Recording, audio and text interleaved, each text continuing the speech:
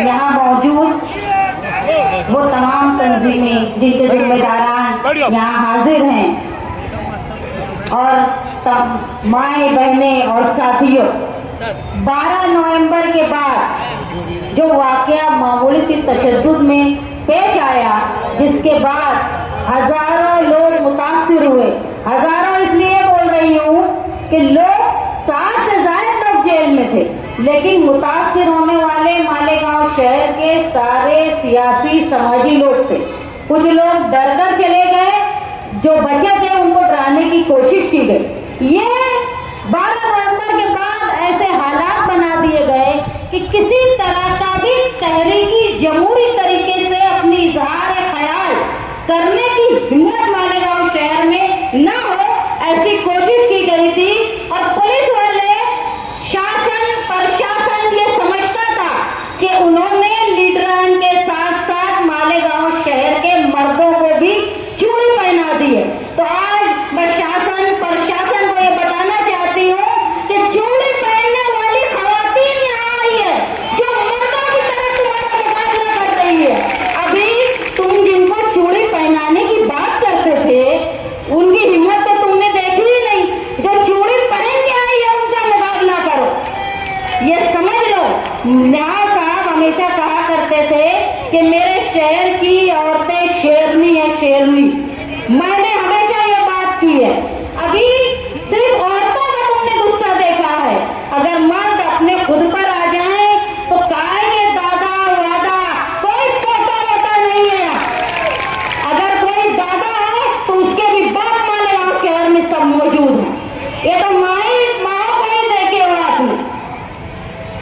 हर वक्त ये बात होती है कि आउटर के एमएलए ने ये पुलिस वालों को डरा दिया, वो खड़ा हुआ, पुलिस वाले ऐसा कर रहे हैं, वैसा कर रहे हैं। एक बात बताइए, ऐसे कौन से सुरखार के पर लग गए हैं आउटर के एमएलए को कि वो हर चीज अपनी बनवा लेता है? मुझे एक वर्कर बोलने लगा कि आउटर का एमएलए हर चीज में मुदाखलत करता है, सेंट्रल के क्यों नहीं? मैंने कहा ये उनका जर्फ। अब ये समझने की बात आपकी है कि एक एमएलए इतनी ताकत रखता है कि जो जैसा अतर हुसैन अशरफी चाचा ने कहा कि इतना जर्फ, इतनी ताकत वो रखता है कि अगर खाकी वालों ने खाकी को अपना मजहब बताया, वो बता के कसम खाया, उसके बावजूद उसकी ताकत, उसकी पावर के आगे वो झुक जाते हैं। तो ऐसी ताकत हमारे पास क्यों नहीं है? फिर हम क्यों ना बोले कि हम सियासी नाअहली, सियासी नुमाइंदगी की कमजोरी के शिकार? अगर हम सिर्फ पुलिस के ऊपर दोष देते हैं तो हम भी खाती हैं कि हम पुलिस पर दबाव डालने के लिए नाकाम रहे।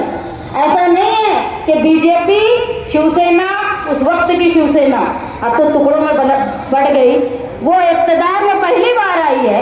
1996 में भी शिवसेना बीजेपी इख्तिदार में थी, उस वक्त भी पुलिस थी। ऐसे ही मिनिस्टर वक्ती तौर पे दादा बन गए थे, लेकिन साथी निहाल अहमद यहाँ थे जो खाकी को याद दिलाते थे कि तुम्हारे क्या फराज है, तुमको क्या करना है। अगर वो अपनी राह से हटती थी पुलिस, तो उनकी मरम्मत भी साथी निहाल अहमद साहब करते थे। ऐसी मरम्मत करने की ताकत तुम्हारे क्यों नहीं है? क्यों 60 लोग जेल में रहते हैं, तुम जवाब नहीं दे पाते? अरे जवाब, मुकाबला करना तो दूर की बात, सवाल तो करो। जीतना हारना 2 नंबर की बात है, सवाल तो करो। मसलहत सही है, मसलहत उस वक्त की जाती है जब हालात खराब होने का डर हो। जब हालात ही खराब हो गए हैं तो कहे कि मसलहत ये बुज़दिली है, बुज़दिली। एक बाहर का एमएलए आता है और वो किला झोपड़पट्टी में आकर खड़े होकर ये बोलता है कि अगर 8 दिन के अंदर ये झोपड़पट्टी खाली नहीं हुई तो मैं बुलडोजर लेकर आऊंगा। और लोग खड़े होकर सुनते हैं। अगर सिर्फ आउटर के एमएलए के अंचू पंचू लेके किला पुलिस स्टेशन में पहुंच जाते हैं या किला तक पहुंच जाते हैं, कमिश्नर जाकर खड़ा होता है, तो क्यों हमारे यहाँ के लोग नहीं गए? उस वक्त क्यों नहीं कंप्लेन की उसके खिलाफ? क्यों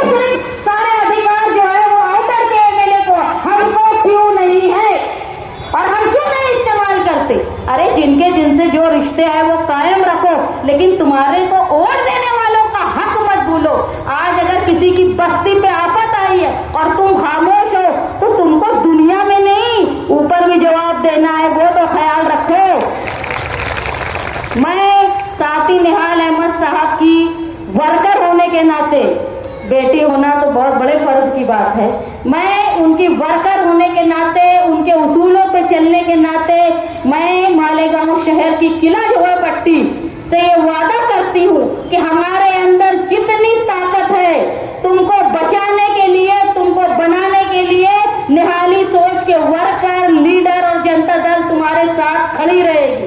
और जेल में जाने की नौबत आई ना तो तुमसे पहले किले वाले सुन लो, तुमसे पहले जनता दल और निहाली सोच के वर्कर तुमसे पहले हाजिर रहेंगे। हम लोग कहीं भी जेल में जाने के डर से इधर उधर से भागते नहीं है, मर्दों के जैसा जाते, अरे औरतें भी तैयार है मर्दों के जैसा जाने के लिए। अगर किला झोपड़पट्टी में कोई भी बुलडोजर का मामला हो गया, जिस तरह यूपी में बुलडोजर की सियासत चल रही है कि अक़लियत को, मुसलमानों की बस्ती को तोड़ने के लिए बुलडोजर की सियासत की जा रही है, तुम ये समझ लो। अगर सिर्फ एक किला झोपड़पट्टी की बात नहीं है, अगर किला झोपड़पट्टी के ऊपर बुलडोजर चलाने की हिम्मत सरपसंदों की हो गई तो तुम समझ लो मालेगांव शहर की कोई भी मुतनाज़ा झोपड़पट्टी महफूज नहीं रह सकेगी। ना वो अकील नगर, ना वो शब्बीर नगर, ना वो निहाल नगर, ना ही बाकी सारे नए लोग। मालेगांव शहर में सिर्फ एक साथी निहाल अहमद लीडर थे जिन्होंने बाहर से आए हुए लोगों को बसाया, उनका घर बनाया, बल्कि कानूनी मालिक ही उनको उनका घर का बनाया और किसी एमएलए की छाती नहीं है। अरे छाती बनाने की क्या, तोड़ने वालों को जवाब देने की भी छाती नहीं। मुझे कुछ लोग बोल रहे थे कि तुम्हारे प्रोग्राम को किसने हिमायत दी, किसी ने हिमायत नहीं दी, कौन आ रहा है कौन नहीं आ रहा है, सारा ठेका जनता दल ने लेकर रखा है क्या? हर प्रोग्राम, हर जुल्म के खिलाफ आवाज मालेगांव शहर में जनता दल ही उठाती। मैं मुसलसल सुन रही थी उनकी बात वर्कर की और कोई जवाब नहीं दे रही थी, वो बार बार बोल रहे थे। मैं बोली हमारा प्रोग्राम तो बहुत छोटा है, अगर हमारे प्रोग्राम में कोई शिरकत करता है या नहीं करता है ये उसके ज़मीर की आवाज पर निर्भर है।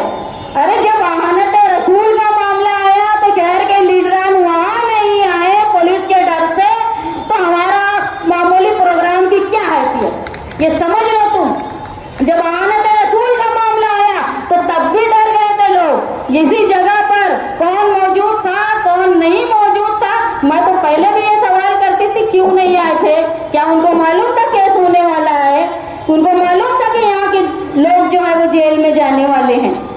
यहाँ हमारा जो धरना है वो फिरका परस्ती के खिलाफ, किला झोपड़पट्टी में जो हिम्मत की गई बाहर के लोगों के, उनके खिलाफ, मालेगांव शहर में एमएसजी कॉलेज में जो वाकया हुआ उसके खिलाफ, मालेगांव शहर में रमजानुल मुबारक के वक्त एक लीडर की औलाद सरपसंदों को लाती है, मस्जिदों के सामने डीजे बजाती है, गाना गाती है, ढोल बजाती है और हम मसलहत से खामोश रहते हैं। उसका जवाब देने के साथ साथ जो हिंदुस्तान में दस्तूर में हमसे आज़ादी के वक्त मुसलमानों से और तमाम मजहब से ये वादा किया गया था कि तुम हिंदुस्तान में रहने वाले अगर अपनी जात के मुताबिक ही आप लोग अपनी शादी, ब्याह, तलाक, ये सारे हिस्से बांटे के सारे फैसले जो है वो शरई तौर पे हमारा फैसला होगा।